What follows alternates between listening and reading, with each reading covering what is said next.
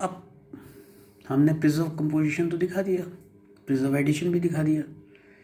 अभी दिखाना है इसका कर्नल क्या है, आर से आर स्लैश एस का। मान लीजिए ए कर्नल में है तो एफ ए एस होगा।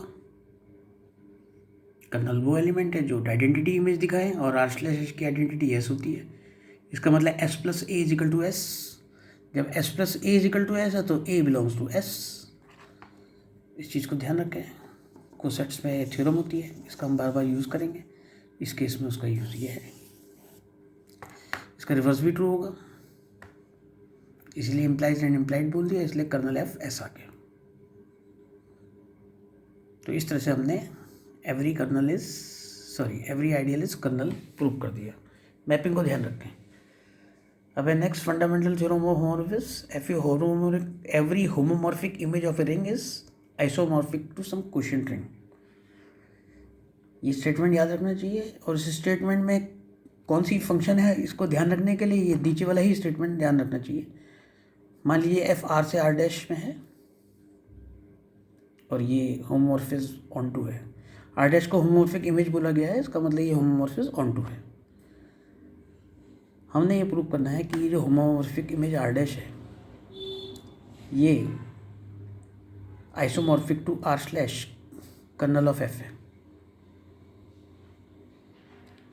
यानी homomorphic image is isomorphic to किसके, वो जो ओरिजिनल होमोमॉर्फिक इमेज थी उसका जो फंक्शन डिफाइन किया गया था होमोमॉर्फिज्म के लिए, उसके कर्नल को लीजिए, वो की आइडियल होगा और आर स्लैश के एफ के होमोमॉर्फिक होगी।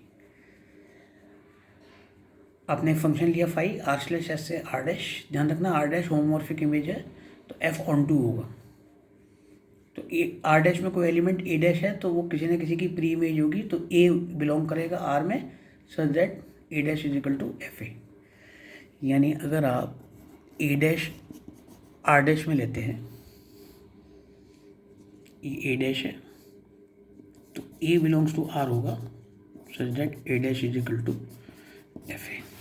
तो आर स्लैश एस से आर डैश में मैप है तो आर डैश में कोई एलिमेंट अगर ए डैश है तो वो एफ ए के इक्वल है, इसका जस्टिफिकेशन है। तो phi S plus A is equal to F A. Function है, ये प्रूव करना है। इसको फाई इज वेल डिफाइंड कहा जाता है। मान लीजिए S plus A is equal to S plus B है, इसका मतलब A minus B belongs to S है, वही A B inverse belongs to H के हेल्प से। कर्नल के जो एलिमेंट होते हैं उसकी इमेज जीरो होती है, तो F A is equal to F B आ गया। और एफ ए का मतलब phi S plus A is equal to phi S plus B.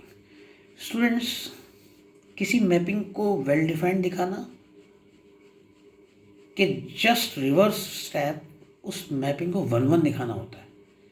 क्योंकि 1-1 दिखाते हैं हम F is equal to F B implies A is equal to B से, और वेल डिफाइंड दिखाने के लिए A is equal to B implies F is equal to F B, इसलिए इसमें इम्प्लाइज एंड इम्प्लाइड लगा दिया गया।